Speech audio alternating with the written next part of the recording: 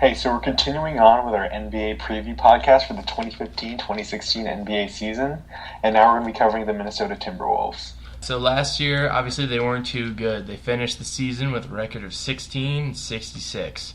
They did, however, come away victors in one category by getting the first overall pick in this last draft. Yep, they won something.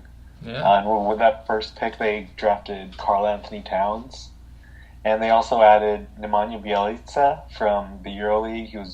I think he was the EuroLeague MVP last season. Yeah. They also drafted Tyus Jones from Duke. They also brought in a couple of veteran guys in Andre Miller and Tayshaun Prince. And they also added Donjan Rudez from the Pacers. Because why not? Yeah. Yeah, Andre Miller and Tayshaun Prince, that was weird. We'll get into that later. Like three of the oldest guys in the league with Miller, Prince, and KG. Right. As far as their losses, they lost famed number 1 overall pick Anthony Bennett. He's now with the Raptors. Chase Budinger also left. Robbie Hummel and Gary Neal. See, another one of these things. Gary Neal, whatever happened to him? I feel like he just fell off a cliff. Yeah, after he had like that really good finals game against the Heat when he was with the Spurs, he kind of bounced around quite a bit. Yeah.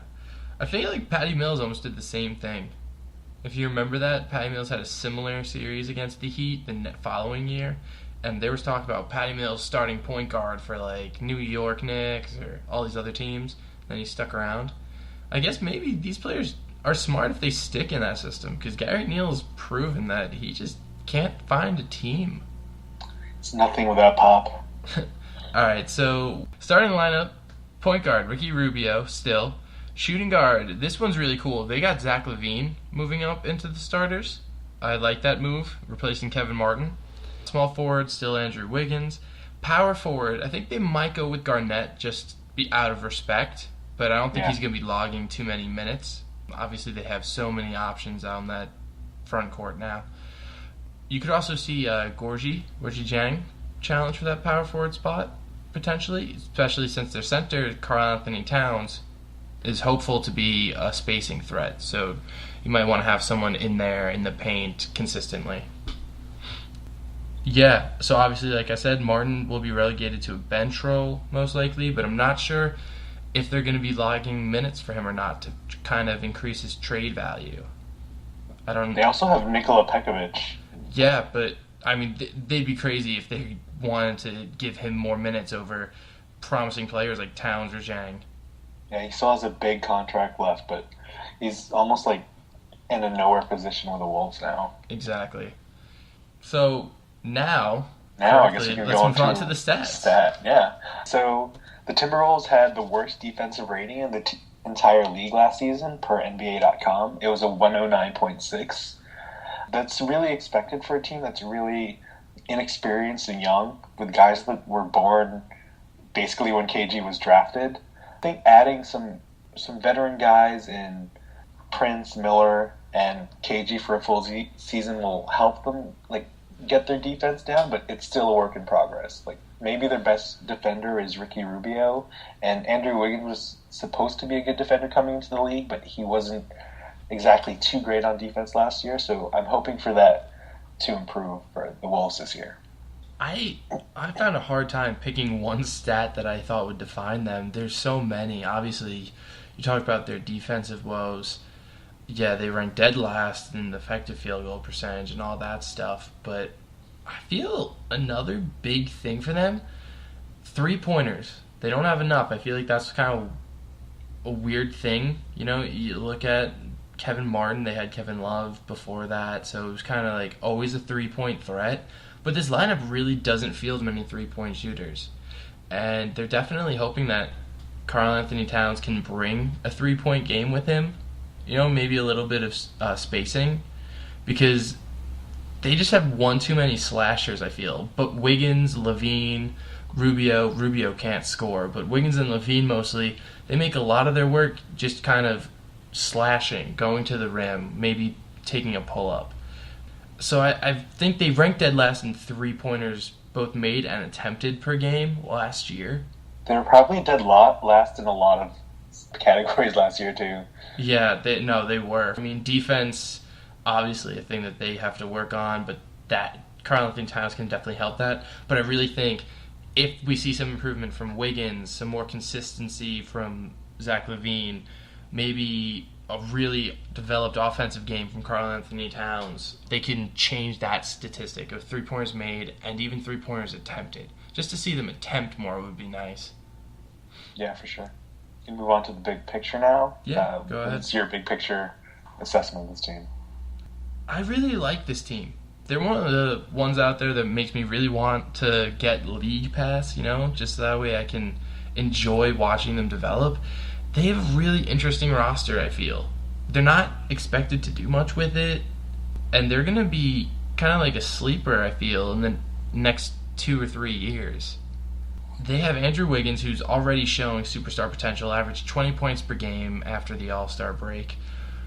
Zach LaVine's proving he's more than just a dunk specialist. He also went on a tear after the All-Star game when he got starts. Gorgui Dieng is a per-minute monster with blocks and rebounds. Karl-Anthony Towns, obviously, we saw so much fascinating work from him during the past March Madness and just all over in college games. So I'm really interested to watch him. Kevin Garnett provides a great leadership role in this team. Ricky Rubio, I feel, gets a little bit overhyped for a lot of stuff. I mean, he's a fantastic passer. I think he's great. I think he's almost like Jason Kidd, and he can't really shoot anything, but he's kind of he's been the same player for the past 5 years. Yeah, he has not developed at all. Obviously, those steals numbers, they're great. He is a good defender. People like to try and bash him, say he's a little overrated there. I don't think he's overrated on defense. I think he's overrated in overall contributions. But he's still a great passer, and that's what this team needs with transition players like Wiggins, LaVine, Towns. Rubio fits a nice role, and I'm excited to see if this team can make a big development. Obviously, Wiggins projects he could be an all-star this year. That would be really cool to see. There's been a lot of number 1 overall picks the past 4 or 5 years. A lot of them have made good on becoming all-stars in their second season. Obviously, does that include Anthony Bennett? He was an all-star in some categories. All jokes aside, Kyrie Irving, Blake Griffin, Anthony Davis, they all made good. They all became all-stars their next year. I don't think Andrew Wiggins is going to be any different this year. Yeah. I guess going on to my big picture, I mostly agree with you. I think one thing we kind of didn't mention was Flip Saunders won't be coaching this year. He was diagnosed with cancer, so we're hoping for him to get well soon. So Sam Mitchell could provide a lot of what Flip has been preaching, and he's also really close with KG, so you might even see KG in almost a coach-type role. And for this team, I'm really hopeful for Rubio, Wiggins, Dieng, and LaVine. And I really think they will struggle this year. It's a given, but they're going to be really exciting. I'm hoping for them to, once KG gets off the court, for them to really push the ball. Rubio's best when he's playing up-tempo. Wiggins, LaVine, all those other guys are probably going to be really good as well in transition. Yeah. I think I'm also looking out for Nemanja Bjelica. I mean, I watched a little bit of Fenerbahce last season because my boy Jan Vesely was on the team, and he was really good. He's a versatile player, and I think he could be almost like a point forward type guy for the Timberwolves, and he's almost like an underrated acquisition. And of course, there's Carlito Towns, probably one of the top 2 or 3 candidates for Rookie of the Year. Even though he's not too great at defense, I think KG will get in his ear and preach the defense to him. Yeah. Another kind of wild card that we didn't mention, Tyus Jones. Yeah. I mean, people were kind of like, whoa, why did they draft him? They already have so many guards on their roster. But if they're truly kind of phasing Kevin Martin into a role player, then Jones gets full reign on this second unit. There were worries Zach LaVine needed his reps, so Jones wouldn't really get much time. But if they're converting Zach LaVine to be a 2-guard, he's going to be the first guy in after Ricky Rubio. Yeah, I think Tyus will be okay. There's also Andre Miller, but I don't know how many minutes he'll be playing. He might just be there for leadership and guidance. But I'm really hopeful for Tyus too. He had a pretty good season at Duke last year. Some of the knocks against him were his size and like his intensity level. He's a Duke guy, and he should be a solid player in his career. Yeah, it's a lot of fun. They have a lot of great pieces in place. Right. So again, guess that leads into the excitement factors. Yeah, so I have them at a 6.0. Even though this team will be bad, they're definitely going to be exciting. Andrew Wiggins, he was worth like a watch of a Timberwolves game last season alone. Now they have a lot more pieces, and they should be completely healthy, other than Nikola Pekovic. The Rubio to Wiggins alley-oop combo. Towns is also a pretty good passer, and seeing him like go to work against teams will be really good. He's almost like, I kind of see him like DeMarcus Cousins kind of, and DeMarcus Cousins is a really exciting player. So if Towns can replicate that, it'll be an even more exciting thing for them. And yeah, just seeing a team develop, this is almost like seeing the Oklahoma City Thunder develop the first couple of years when Durant and Westbrook and Harden were in the league. I think this is going to be pretty similar if all goes according to plan.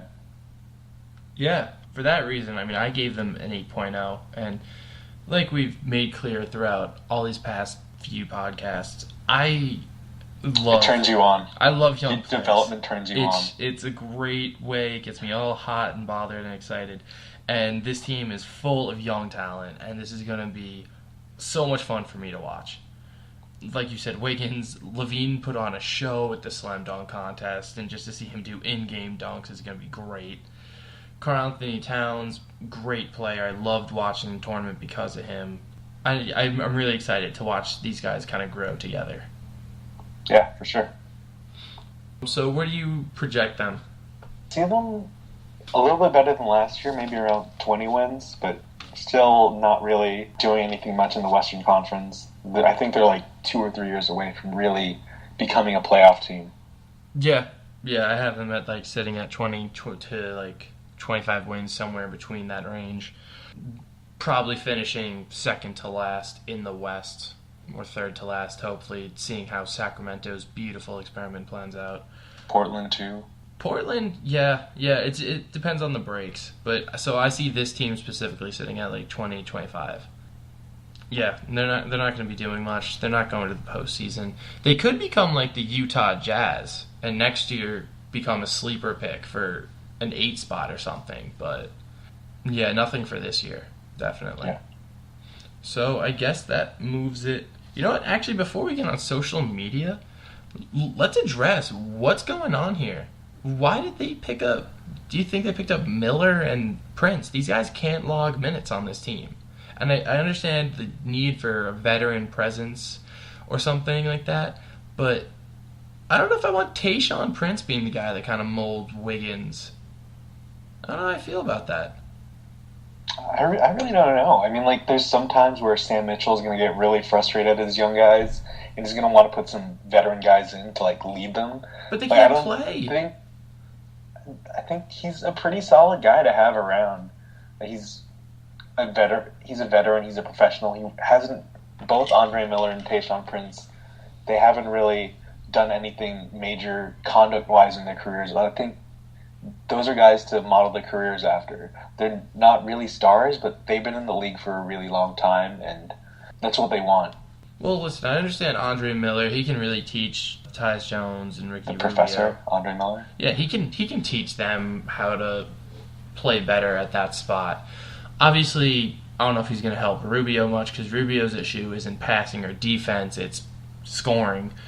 But I think he could help mold Jones to be a really great playmaker. And I understand Garnett, he is the Timberwolves. He's talked that he's probably going to be a part-time owner at some point. That would be really cool. But I don't know. Tayshaun Prince, I just kind of want to understand what happened that Tayshaun Prince got back to his team, his hometown, in Detroit. He was with the team that he got drafted by. He's been Motown his entire career. So why leave? Why go to Minnesota? I don't understand, and I really want to know what happened in that locker room that Tayshaun Prince was like, "Screw it, I'm out of here. I'm going to Minnesota." Yeah, it was really puzzling for me too. I don't know why Tayshaun left. I thought he was honestly going to retire last season too.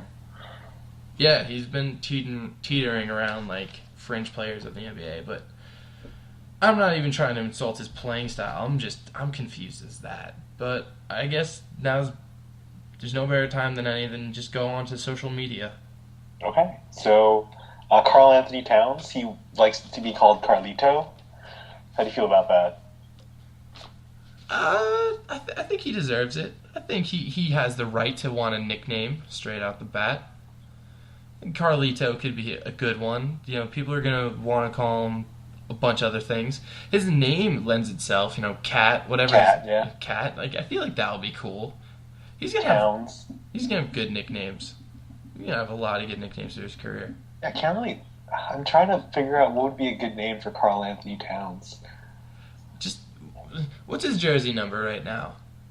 What's his predicted jersey number? I don't know. He wore number 13, I think. He's wearing number 32. Cat 32. KAT 32. Cat 32. See, and Sure. There we go. And then we get back to the thing we've been talking about: PG-13, CP3, D12. And then we got another letter guy. I like this. Just give everyone on the team really Andrew Wiggins exciting. just aw. Aw. Yeah. Oh, yeah. Ricky Rubio, Railroad. R squared. R&R. Yep. I don't know. I think he deserves a nickname. Yeah. He's a rookie, and he plays awesome. He's the first overall pick. Anthony Bennett got some nicknames. I think Karl-Anthony Towns deserves some. He should get a nickname. I mean, he's a Calipari guy, and he's part of that Kentucky lineage of really exciting young players. And I don't know where he's going to go, but maybe he should get a nickname. Yeah. Yeah. Anything else for this team, social media-wise or other? The Minnesota Lynx won the WNBA championship, and that's pretty cool. Woo!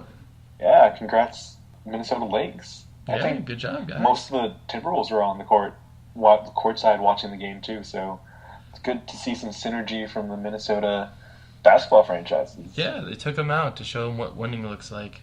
Yeah. Yeah, I don't see them at Vikings games or Twins games. Come on. Or Minnesota Wild games. Yeah, come on, guys. Whatever. So, anything else for this team, Charles? No, not really. What about you? No, I covered everything I want to talk about. I had my little rant about Tayshaun Prince. So, I think that's about it. Yeah, it seems to be really exciting. I'm looking forward to watching them grow. Same. All right, guys. Thanks for listening.